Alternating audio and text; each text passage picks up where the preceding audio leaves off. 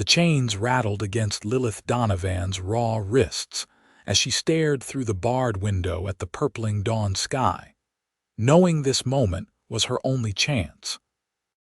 For 3 hellish months, she had been held captive by Jasper Wade and his band of outlaws, paraded from town to town as the woman who killed her husband, though the blood on her hands had been spilled in desperate self-defense. Wyoming Territory, 1875. A land where justice was often as wild as the terrain itself. Lilith slipped the hairpin from her matted auburn hair, working it into the rusted lock that bound her wrists. She'd been saving this pin, keeping it hidden through beatings and threats. Wade and his men lay scattered around the cabin in drunken slumber after celebrating their latest robbery. Her fingers trembled as she manipulated the thin metal, ears straining for any change in the rhythmic snores filling the room. The lock clicked open. Lilith froze, heart hammering against her ribs. When no one stirred, she carefully removed the chains, wrapping them in a scrap of fabric to muffle their sound. Her ankles were next the lock's simpler, designed more for show than security when they displayed her in towns as a murderer to attract crowds and pickpockets. Freedom. So close she could taste it. She eased toward the door, stepping over the sprawled body of Emmett, Wade's right-hand man. The floorboard creaked beneath her foot. Emmett shifted. Lilith's breath caught in her throat. His eyes remained closed. She continued her painstaking journey to the door, avoiding the scattered bottles and boots. Outside, she could see Wade's horses tethered to a hitching post. If she could reach one without being detected. The door hinges groaned as she eased it open just enough to slip through. The cool morning air hit her face, the first breath of freedom she'd had since that fateful night when her husband's drunken rage had ended with his knife in his own chest during their struggle. She crept toward the horses, selecting the one that seemed most docile, a dappled mare with gentle eyes. As she reached to untie it, a hand clamped over her mouth. "Quiet now," a low voice whispered in her ear. "I'm not with them." Lilith struggled against the iron grip until the stranger turned her around. In the growing light, she found herself looking into the steadiest pair of blue eyes she'd ever seen, set in a weathered face beneath a worn cowboy hat. "Name's Finn Sullivan," he said, releasing her cautiously. "Been tracking Wade's gang for 2 weeks." "You're the woman they've been parading around, aren't you?" Lilith nodded, still wary. "How do I know you're not one of them?" "Because I'm about to help you steal their horses," he replied, already working on the knots. "And if we don't move now, we'll both be dead before breakfast." A shout erupted from the cabin. Lilith's escape had been discovered. "Time's up," Finn muttered, giving her a boost onto the mare. "Stay low and follow me." They thundered away from the cabin as gunshots peppered the air around them. Lilith clung to the horse's mane, her body remembering how to ride even after months in chains. The wind whipped her hair as they galloped across the open plains, the rising sun painting the landscape in hues of gold and amber. Finn led them into a narrow canyon, following a stream that would hide their tracks. Only when the sounds of pursuit faded did he slow their pace. "They'll be after us," he said, glancing back at her. His gaze was direct but not intrusive, unlike the leering stares she'd endured from Wade's men. "Wade doesn't like losing what he considers his property."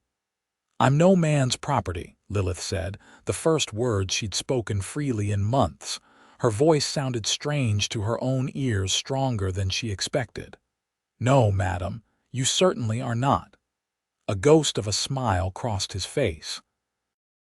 "Though if you don't mind me asking, what's your name? Can't keep calling you Wade's prisoner in my head." Lilith Donovan." She straightened her back, reclaiming her identity with each syllable. "Well, Miss Donovan, we've got a long ride ahead if we want to stay ahead of them." There's a town called Cottonwood about 2 days' ride from here. I've got friends there who can help us." "Why are you helping me?" Lilith asked, suspicion still coloring her words. Finn adjusted his hat, considering his answer. "Wade and his gang robbed a stagecoach 3 months back. My sister was on it. She didn't survive."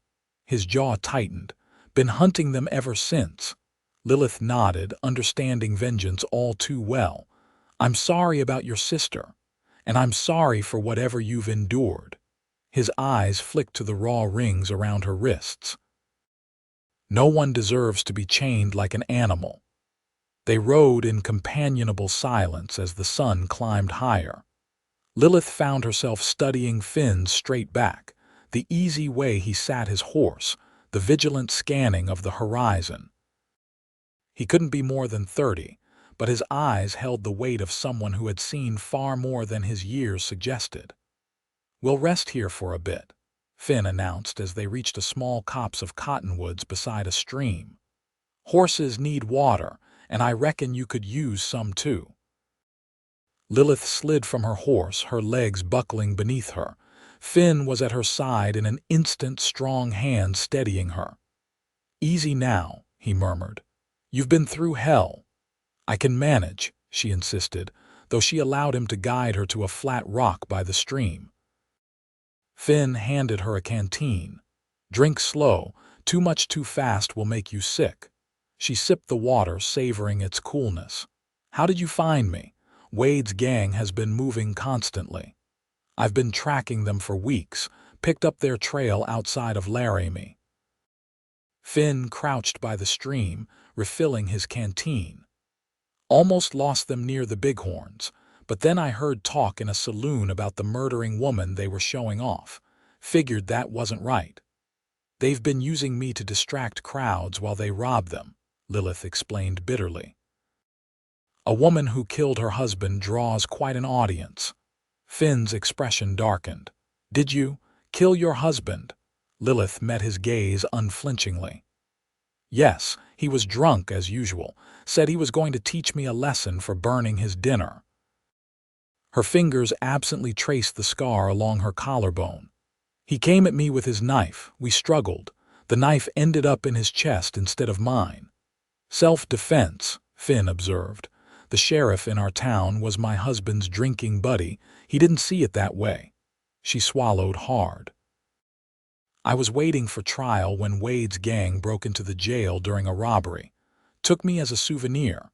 Finn's jaw tightened. "Law fails a lot of people out here." "It failed me twice," Lilith said. "First when it wouldn't protect me from my husband, then when it wouldn't protect me from Wade." "Well, I'm no lawman," Finn replied, "but I aim to see you safely to somewhere you can start over, after we deal with Wade." They rested for an hour before continuing their journey. As they rode, Finn taught Lilith to watch for signs of pursuit dust clouds, disturbed wildlife, reflections of sunlight on metal. She proved a quick student, her survival instincts honed by months of captivity. "You ride well," Finn observed as they navigated a rocky incline. "My father raised horses before he died," Lilith explained. "He taught me everything he knew, much to my mother's dismay. She thought riding astride was unladylike." "Your mother would be scandalized by most women out here," Finn chuckled. "Frontier life doesn't leave much room for Eastern sensibilities. My mother died before my father. Consumption." Lilith's expression softened with memory. "She was a genteel woman but stronger than she looked, like most women have to be." Night fell, bringing with it a chill that cut through Lilith's thin dress. Finn led them to a sheltered overhang where they could risk a small fire without it being seen from a distance. "Here," he said, shrugging out of his coat and draping it over her shoulders. "You're shivering." The coat carried his scent leather, pine, and something uniquely him. Lilith pulled it tighter around herself, suddenly aware of how filthy she must appear after months of captivity. "Thank you," she murmured, embarrassed by her appearance. "For everything." "Don't thank me yet," Finn replied, arranging his saddle as a windbreak. "We've still got Wade on our trail and a long way to go." He offered her jerky and hardtack from his saddlebag's simple fare that tasted like a feast after months of scraps. As they ate, Finn told her about Cottonwood, the small settlement where his friend Lucas ran the livery. "Lucas and his wife Emma are good people. They can help you get situated, maybe find work. Town's small enough that news travels slow. You could start fresh there." "And what about you?" Lilith asked. After Wade, Finn poked at the fire with a stick. "Haven't thought that far ahead, been focused on justice for my sister for so long." He glanced up at her. "What about you? What would you do with a fresh start?" Lilith considered this. Freedom had seemed so impossible that she hadn't dared plan beyond it. "I'm good with horses," she finally said, "and I can sew well enough to mend. I'd find work, make my own way." "Sounds like you've got grit, Lilith Donovan." The way he said her name made something flutter in her chest. "Had to learn it," she replied softly. "My husband made sure of that." They fell silent, watching the flames dance. Lilith found herself studying Finn's profile, the strong line of his jaw, the faint scar that cut through his right eyebrow. There was a gentleness to him that contradicted his hardened exterior, evident in the way he tended the horses, the respect in his gaze when he looked at her. "You should get some sleep," he said eventually. "I'll take first watch." "Wake me for my turn," she insisted. "I can keep watch too." Finn looked like he might argue but nodded instead. "All right, but get some rest first." Lilith curled up near the fire, Finn's coat still wrapped around her. Despite her exhaustion, sleep came fitfully, haunted by memories of chains and Wade's cruel laughter. She woke with a start when Finn touched her shoulder gently. "Bad dreams?" he asked, his voice soft in the darkness. "Old ones," she answered, sitting up. "They'll fade in time." "Some do," he agreed, though something in his tone suggested he had a few that hadn't. They shared the watch through the night, and when dawn broke, they were already riding, putting more distance between themselves and Wade's gang. Lilith felt stronger with each passing mile, as though the chains had taken more than just her physical freedom. On the afternoon of the second day, they spotted riders on the horizon behind them. "Wade," Finn confirmed grimly after studying them through a small spyglass. "5 of them. They're gaining." Lilith's heart hammered in her chest. "We can't outrun them, can we?" "Not on these horses, not after the pace we've been keeping." Finn scanned the terrain ahead. "There's a box canyon about a mile east. Might be able to use it to our advantage." "You want to corner ourselves?" Lilith questioned. "Sometimes the best trap is the one you set for yourself," Finn replied. "Trust me." The question hung between them, weighted with more than their current predicament. Lilith studied his face, finding nothing but steady resolve. "Yes," she decided. "I trust you." They altered course, heading for the canyon. As they rode, Finn outlined his plan, simple but dangerous. It would require perfect timing and no small amount of courage. The canyon loomed ahead, its steep walls rising like sentinels against the sky.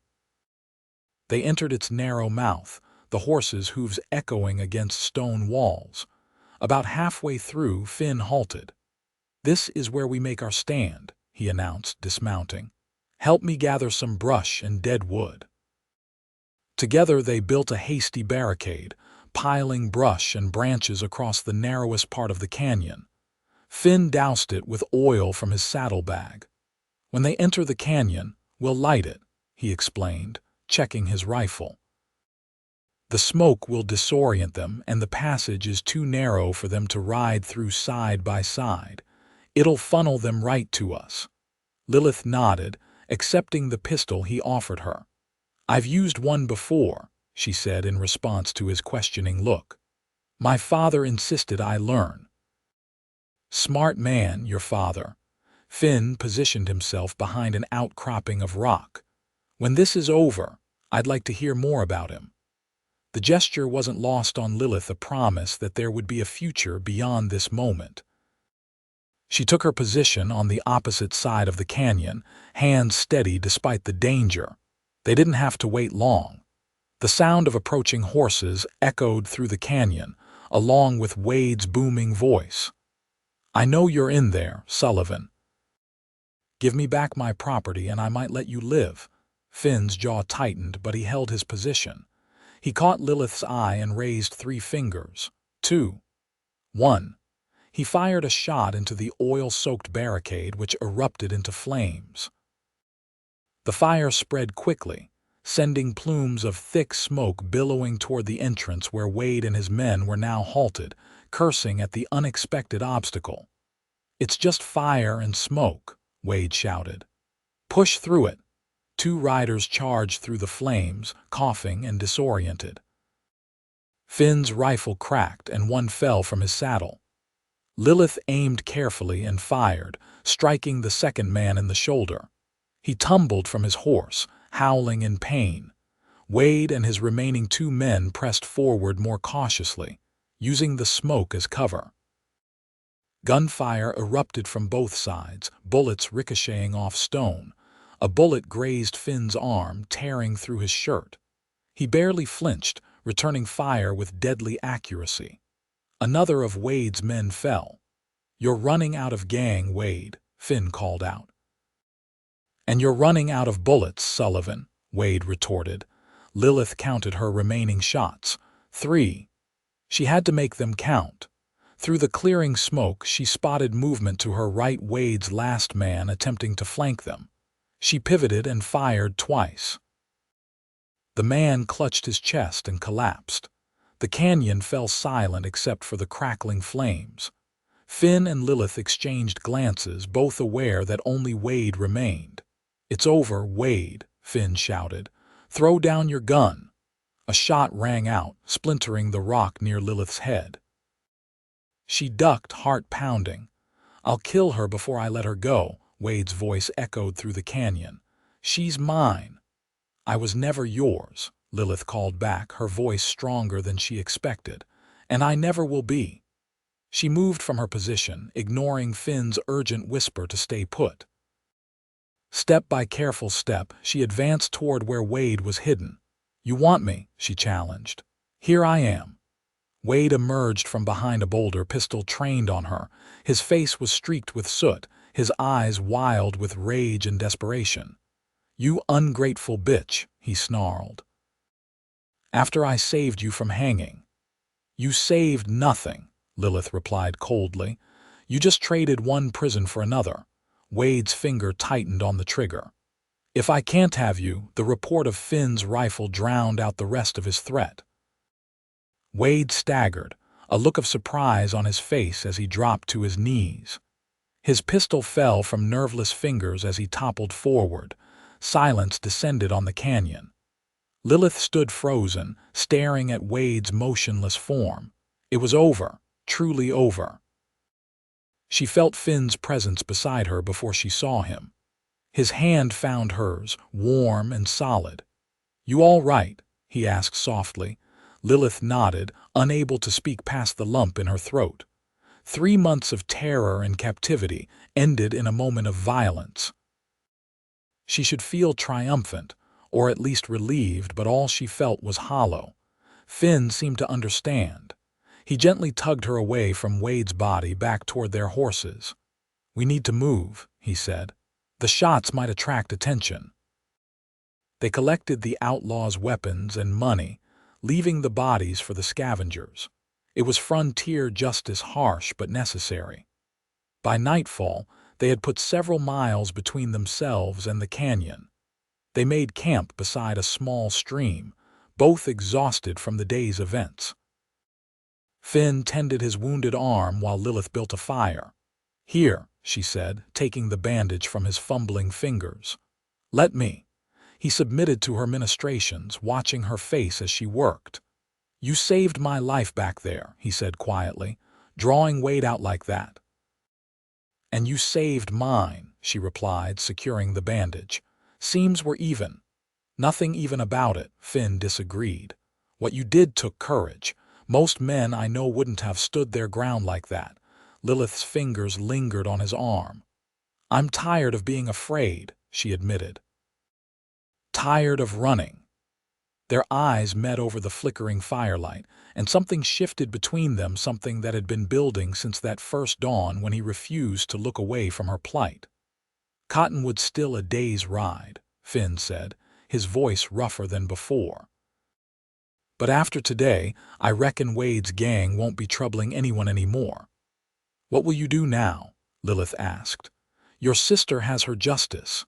Finn was quiet for a long moment. Thought I'd find peace when Wade was dead, he finally said. But revenge is a poor companion for the long haul. He looked up at her. What about you? Still planning on that fresh start? Yes, she said. Though I'm finding my idea of what that means has changed. How so? Lilith smiled faintly. I thought freedom meant being alone, being answerable to no one, but these past few days, riding beside you. She hesitated. Maybe freedom is about choosing your own path, not necessarily walking it alone. Finn's hand found hers again, his calloused fingers entwining with hers. Lilith Donovan, are you asking me to walk with you? I might be, she replied, a blush warming her cheeks. If you were amenable to the idea. His smile transformed his face, erasing years of hardship in an instant. I reckon I'd be a fool to refuse such an offer. That night, they slept side by side beneath the stars, his arm a protective barrier against the chill and the nightmares. For the first time in months, Lilith slept without dreams of chains. Morning came with dew-kissed grass and birdsong.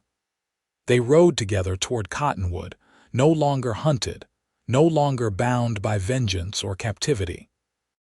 The future stretched before them like the open plains, uncertain but full of possibility. Tell me about Cottonwood again, Lilith requested as they rode.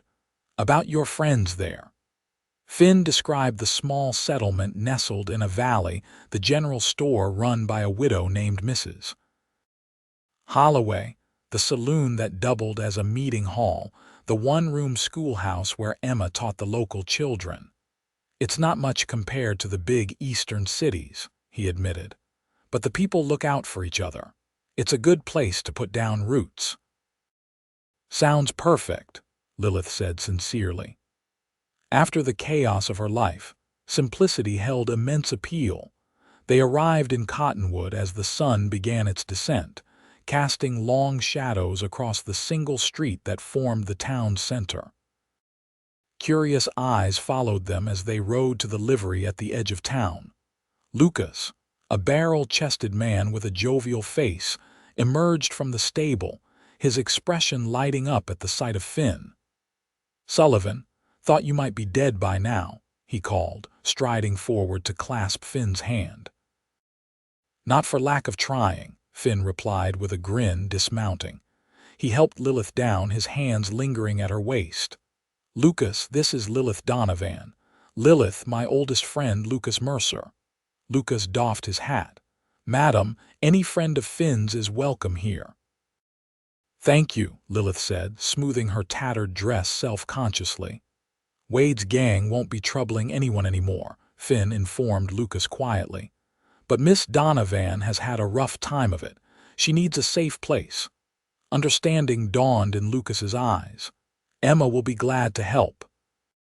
She's always saying we need more women in this town, to balance out all the ill-mannered men. Lilith found herself whisked away to Lucas and Emma's cozy home at the edge of town, where Emma, a practical woman with kind eyes, provided her with a hot bath, clean clothes, and a meal that made her eyes fill with grateful tears. You poor dear, Emma clucked, brushing Lilith's damp hair. What you must have endured, but you're safe now. Because of Finn, Lilith said softly. Emma's hands paused. He's a good man, our Finn. Hasn't been the same since his sister died, but... She studied Lilith's face. There's something different about him now. Lilith blushed under Emma's knowing gaze. We've only just met. Sometimes that's all it takes, Emma replied with a smile. Lucas asked me to marry him 3 days after we met. 20 years later, I've never regretted saying yes. That night, clean and comfortable for the first time in months, Lilith sat on the Mercer's porch, watching the stars emerge.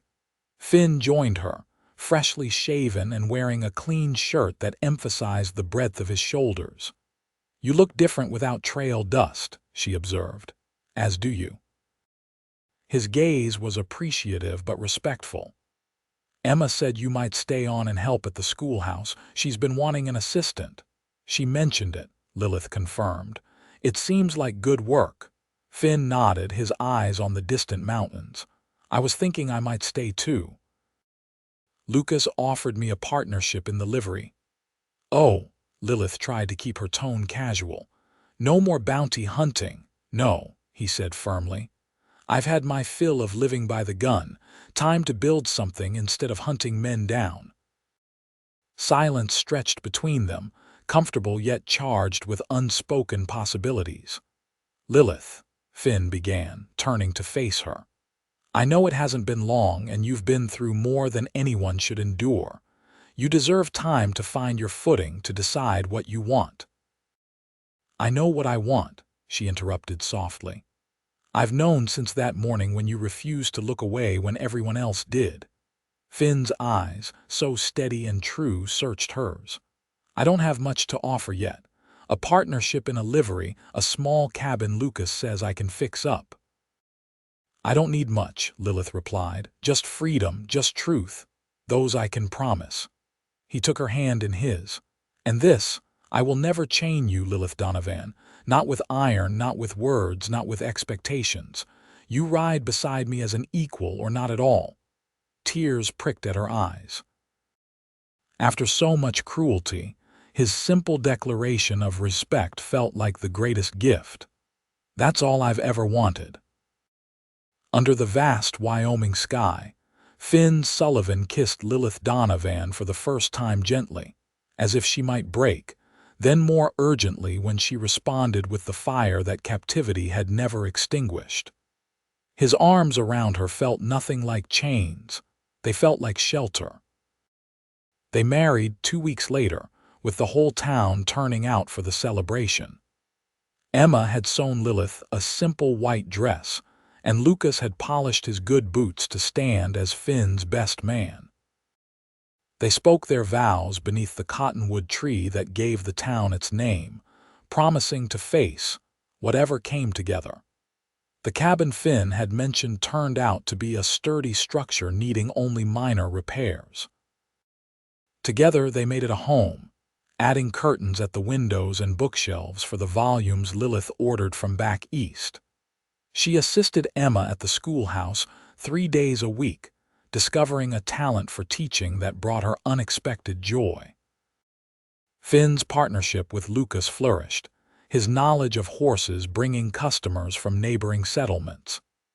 In the evenings, he would sit on their porch and watch Lilith tend her small garden, sometimes unable to believe that fate had granted him such happiness after such darkness.